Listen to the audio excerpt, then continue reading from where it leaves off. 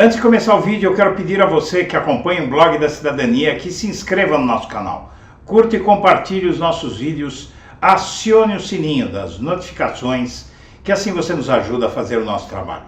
E vamos ao vídeo.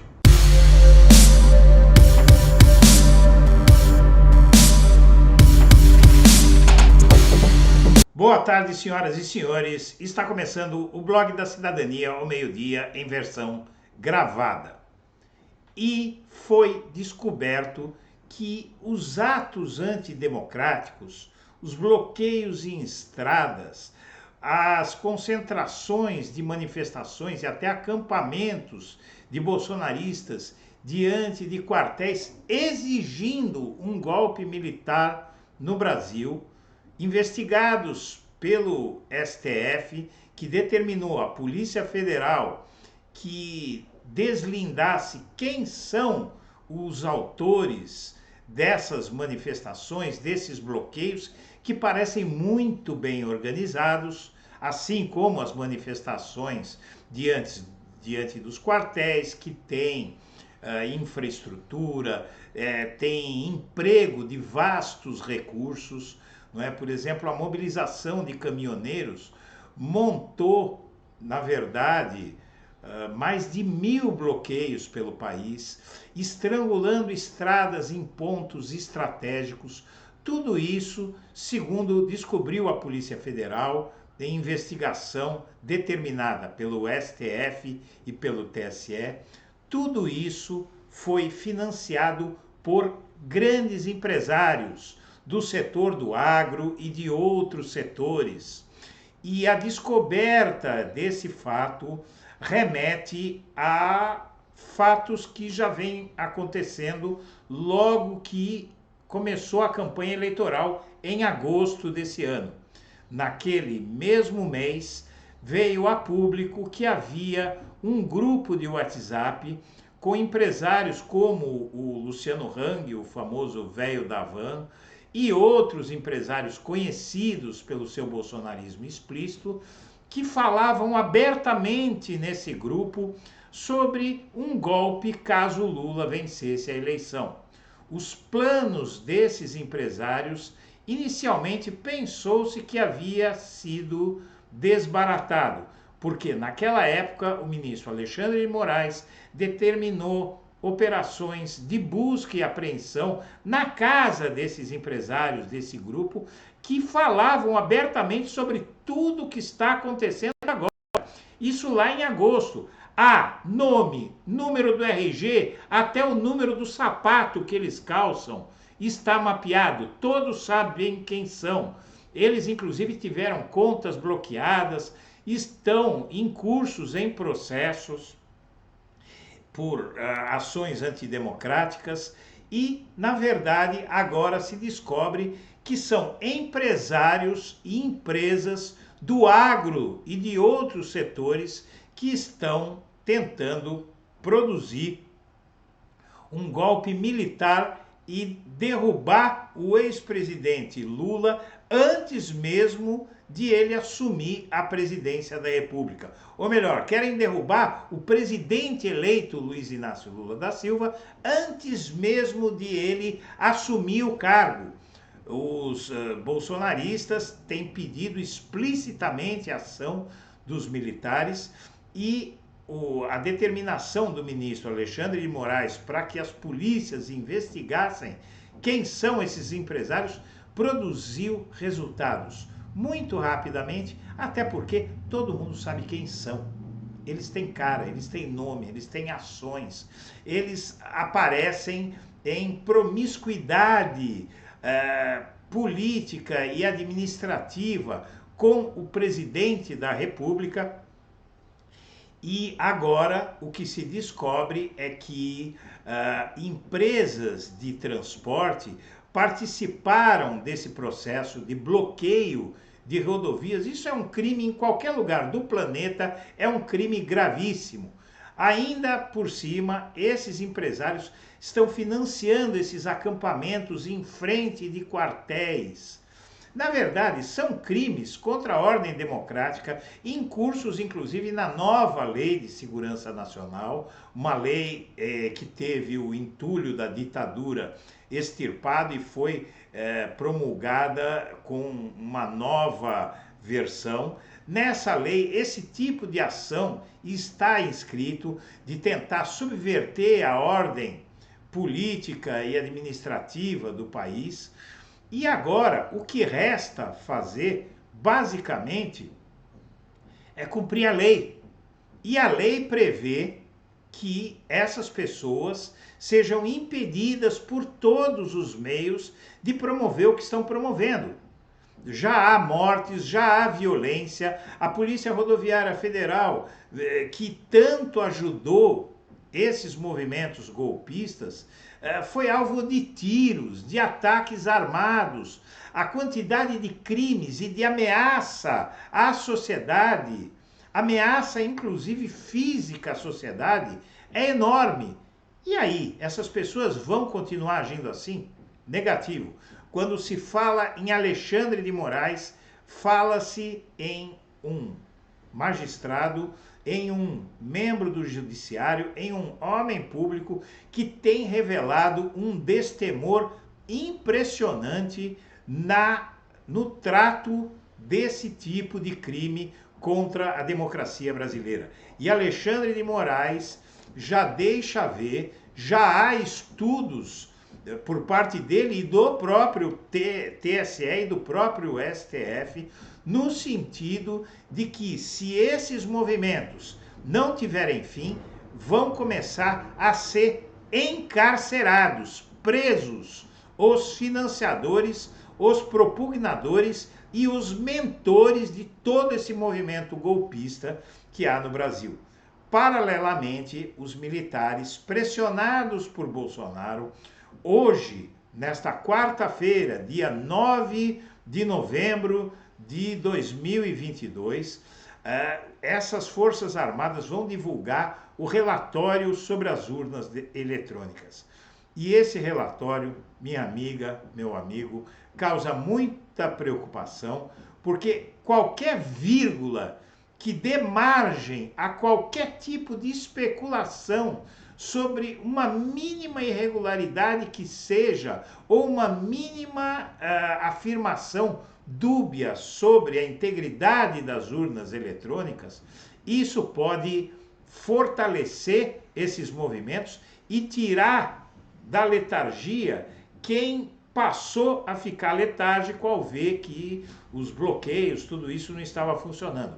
Então o movimento diminuiu flagrantemente devido à decisão com que o STF tem tratado, e o TSE, principalmente o STF, na figura do Alexandre de Moraes, inclusive, tem tratado esses atos antidemocráticos.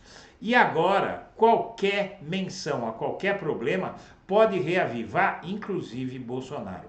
Há versões de que Bolsonaro só estava esperando esse relatório para negar que tenha sido derrotado de forma limpa na campanha eleitoral desse ano. Diante disso, o que resta ao Supremo Tribunal Federal é enquadrar esses financiadores, esses empresários e outros agentes, porque há partidos participando do golpismo. Por exemplo, o partido do Bolsonaro, o PL, está hesitando em reconhecer o resultado das eleições. Valdemar da Costa Neto, presidente do PL, na verdade dono do PL, se recusa a reconhecer o resultado das eleições, e o Bolsonaro está calado. Há versões de que ele está calado por uma simples razão, porque ele só espera esse relatório para abrir as portas do inferno. Diante disso, vai ser necessário uma ação muito determinada das autoridades, porque se esses empresários, se essas forças golpistas continuarem agindo como estão agindo, realmente pode suceder uma violência generalizada nesse país. E é isso o que eles querem. Então, minha amiga, meu amigo, eu quero passar as matérias que corroboram tudo isso que eu estou dizendo e que mostram para onde estamos indo e o que pode ser feito para impedir esse ataque à democracia que está em curso no nosso país. Então vamos lá para o noticiário. E a gente começa nesse noticiário com a matéria em agosto do portal Metrópolis, uma matéria exclusiva dando conta de que empresários bolsonaristas defendiam golpe de Estado caso Lula fosse eleito. Os empresários e apoiadores de Bolsonaro passaram a defender abertamente um golpe de Estado caso Lula seja eleito em outubro, derrotando o atual presidente. A possibilidade de ruptura democrática foi o ponto máximo de uma escalada de radicalismo que dá o tom do grupo de WhatsApp Empresários e Política, criado no ano passado e cujas trocas de mensagens vêm sendo acompanhadas há meses por esse portal Metrópolis.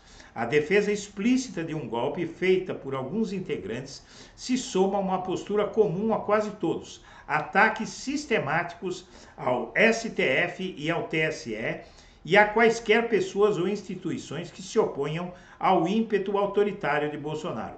O grupo cujos bastidores são contados pela coluna numa série de reportagens, reúne grandes empresários de diversas partes do país, como Luciano Hang, dono da Van, Afrânio Barreira, do grupo Coco Bambu, José Isaac Pérez, dono da gigante de shoppings Multiplan, José Cury, dono do Barra World Shopping, no Rio de Janeiro, Ivan Robel, da construtora W3 Engenharia, e Marco Aurélio Raimundo, o Morongo, dono da marca Surfwear. O apoio a um golpe de Estado para impedir a eventual posse de Lula ficou explícito no dia 31 de julho. José Cury, proprietário do shopping Barra World e com extensa atuação no mercado imobiliário do Rio de Janeiro, foi quem abordou o tema ao dizer que preferia uma ruptura à volta do PT. Cury defendeu ainda que o Brasil volte a ser uma ditadura e que isso não impediria o país de receber investimentos externos. Abre aspas, prefiro o golpe do que a volta do PT, 1 milhão de vezes. E com certeza ninguém vai deixar de fazer negócios com o Brasil, como fazem com várias ditaduras pelo mundo, publicou. Na verdade, ele diz o seguinte, que o mercado internacional não quer saber se é ditadura ou não, o capital não tem ética.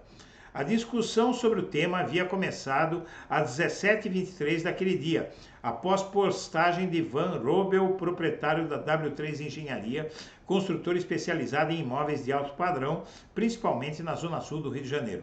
Ao se apresentar ao grupo, Robel disse ser eleitor de Bolsonaro desde o segundo mandato do ex-capitão na Câmara dos Deputados. Quero ver se o STF tem coragem de fraudar as eleições após um desfile militar na Avenida Atlântica com as tropas aplaudidas pelo público, publicou. O ato na Avenida Atlântica, em Copacabana, de fato estava previsto, acabou não acontecendo. E a Polícia Federal fez uma operação contra aqueles empresários bolsonaristas e ela aconteceu no dia 23 de agosto e foi aberta por determinação do Alexandre de Moraes, que acolheu o pedido da Polícia Federal e atingiu 8 aliados do presidente. A partir daí, quem ficou surpreso com a velocidade com que a Polícia Federal apresentou os resultados, mostrando que empresários são os financiadores e os mentores de todas essas manifestações golpistas que têm acontecido, que começaram a acontecer, inclusive, no dia em que foi proclamada a vitória do Lula, no próprio domingo, 30 de agosto. Quem está por trás disso foi fácil para a Polícia Federal, que já tinha chegado a esse grupo de empresários e agora já descobriu as ramificações desse grupo e sabe exatamente, está apresentando nomes, valores, financiamentos, detalhes que nós vamos ver a seguir aqui nesse programa. Então, a Polícia Federal cumpriu, naquela terça-feira, dia 23 de agosto, mandatos de busca e apreensão em endereços ligados a 8 empresários bolsonaristas. Além das buscas, havia ordens para quebrar o sigilo bancário e telemático de mensagens dos empresários. Afrânio Barreira Filho, Ivan Robel, José Isaac Pérez, José Cury, Luciano Hang, Luiz André Tissol, Marco Aurélio Raimundo e Meyer Joseph Nigri, da Tecnisa. A operação foi aberta por determinação de Alexandre de Moraes. A ordem foi expedida no dia 19 de agosto, depois que o portal Metrópolis revelou as mensagens golpistas. E quem são os empresários que defenderam o golpe de Estado em mensagens do WhatsApp e viraram alvos de mandados do STF? O Alexandre de Moraes determinou a busca e apreensão contra eles e os resultados todos viram naquele momento. Um grupo de empresários que virou alvo de mandados de busca e apreensão. E agora, diante da nova determinação do Alexandre de Moraes, com muita rapidez tudo foi resolvido. O Alexandre de Moraes fez o pedido poucos dias atrás, logo depois da eleição, e já ontem os ministérios públicos disseram que empresários financiam atos em frente a quartéis e chamam esse grupo de empresários de organização criminosa. Integrantes do Ministério Público se reuniram com Alexandre de Moraes, presidente do Tribunal Superior Eleitoral, para tratar das investigações realizadas nos estados sobre protestos que fecharam rodovias. Os magistrados chamaram os movimentos de organização criminosa que atenta contra a democracia. E o STF rastreou os empresários que financiaram bloqueios em rodovias e manifestações. E através desse rastreio se chegou ao nome deles. Veja que os bolsonaristas atacaram agentes da Polícia Rodoviária Federal em frente à loja da Havan, em Santa Catarina. A Havan do Luciano Hang, que já estava envolvido naquela investigação de agosto, que teve inclusive contas bloqueadas, contas nas redes sociais bloqueadas, tal. Depois achou-se que eles não iriam fazer nada e agora a Havan se tornou um centro de concentração. As várias lojas da Havan pelo país se tornaram centros de resguardo, de descanso até para os caminhoneiros. Só que esses caminhoneiros, minha amiga, meu amigo, eles são, na verdade, eles são produzidos pelas empresas transportadoras, empresas do agronegócio, que determinam que os funcionários bloqueiem estradas com os caminhões. Isso é de uma gravidade enorme. Empresários de diferentes estados bancaram o envio de caminhões para engrossar o protesto antidemocrático em frente ao quartel-general do Exército em Brasília, onde apoiadores do Bolsonaro pedem intervenção das Forças Armadas. Mais de 70 caminhões com a bandeira do Brasil chegaram à capital federal entre domingo e segunda-feira, dia 7. Motoristas relataram à reportagem que 23 deles saíram de Água Boa, no Mato Grosso, numa ação organizada por empresários do município. Prefeitos também estão envolvidos nisso. 12 caminhões exibiam o nome da Agritex, revendedora de máquinas, peças e equipamentos agrícolas que atua em 7 cidades. No domingo, a própria empresa compartilhou pelo Instagram vídeos de caminhões chegando à região do protesto. Chegaram em Brasília os guerreiros das estradas, dizia a legenda. Orgulho em fazer parte dessa empresa, afirmava outro.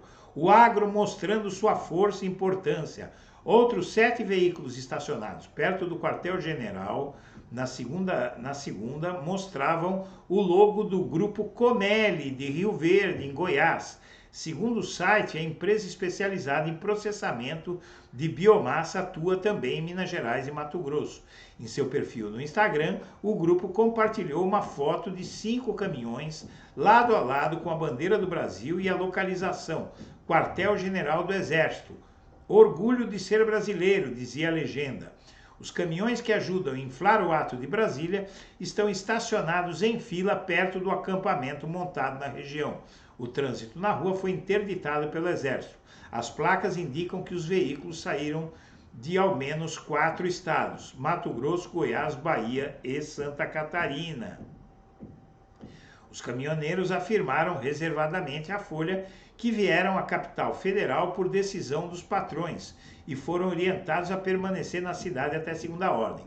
Alguns afirmaram que os empresários perguntaram quem gostaria de participar do ato em Brasília, enquanto outros disseram que foram apenas informados da determinação. Ou seja, alguns empresários convidaram seus funcionários e outros determinaram que eles fizessem os bloqueios. Os empregados disseram ainda que tem carteira assinada e que por isso não faz diferença para eles estarem trabalhando ou com os caminhões parados, eles até preferem. Afirmaram também que os gastos com alimentação, combustível para viagem e transporte em Brasília serão pagos pelos empregadores. Alguns vieram acompanhados inclusive das esposas. Funcionários de uma das empresas disseram que o patrão autorizou o grupo a ajudar financeiramente outros manifestantes acampados. E a reportagem não conseguiu contato com a Agritex até a publicação do texto. A empresa foi procurada por telefone na segunda e na terça, mas ninguém atendeu. O jornal também mandou e-mail, mas não houve resposta. O Grupo Comélia afirmou por telefone que não iria se pronunciar. Nesta terça, procuradores-gerais de Justiça dos Ministérios Públicos de São Paulo, Santa Catarina e Espírito Santo informaram ao ministro do STF, Alexandre de Moraes, que os atos antidemocráticos em curso são chefiados e organizados por empresários. Segundo eles, os integrantes fazem parte de uma grande organização criminosa com funções pré-definidas e atuação interestadual. Um dos objetivos do Ministério Público é mapear o fluxo financeiro que está bancando os bloqueios nas estradas. Na segunda, o ministro determinou que as polícias informem ao STF em até 48 horas a identificação de todos os veículos e caminhões. Moraes também cobrou a identificação dos líderes e organizadores, que na verdade todo mundo sabe basicamente quem são. Quer dizer, há outros empresários que se juntaram àqueles de agosto. E o Exército pediu ajuda ao governo do Distrito Federal para apoiar os que estão acampados diante dos quartéis generais. Em resposta a questionamento do jornal Folha de São Paulo, o Exército informou que os manifestantes se encontram de forma pacífica em frente ao quartel-general e que o objetivo não é retirá-los do local, mas reforçar a segurança desses brasileiros. O ofício não trata da remoção dos manifestantes que se encontram de forma pacífica em frente ao quartel, diz a nota. E avança a investigação do TSE e do MP sobre bloqueios em estradas. Aqui o Alexandre de Moraes coordenando a reunião, e o TSE e o STF apuram a existência dessa organização criminosa formada principalmente por bloqueios nas rodovias. Em reunião realizada na terça-feira, os procuradores-gerais de Justiça de São Paulo, Santa Catarina e Espírito Santo apresentaram a Alexandre de Moraes informações que podem levar à identificação dos responsáveis. Na verdade, não é identificação, mas sim a confirmação de quem é quem. As investigações iniciais apontam para um fluxo financeiro envolvendo os empresários, ou seja, eles estão gastando muito dinheiro para conseguir derrubar o Lula antes mesmo de ele assumir. Inclusive, os empresários golpistas flagrados em agosto mantinham conversas com o Procurador-Geral da República de Bolsonaro, Augusto Aras, e isso está sendo considerado uma prova de envolvimento de setores do Estado com essas ações ilegais. Então, minha amiga, meu amigo, está tudo muito claro, não há mais dúvidas. Agora o que resta para todos nós é tomar providências, e o TSE e o STF, sobretudo o STF, já tem estudos para mandar prender os líderes do movimento golpista. É questão de tempo. Se eles não pararem com essas ações, vão acabar todos vendo o sol nascer quadrado. Então, minha amiga, meu amigo, eu agradeço a atenção e deixo meu melhor abraço para todo mundo.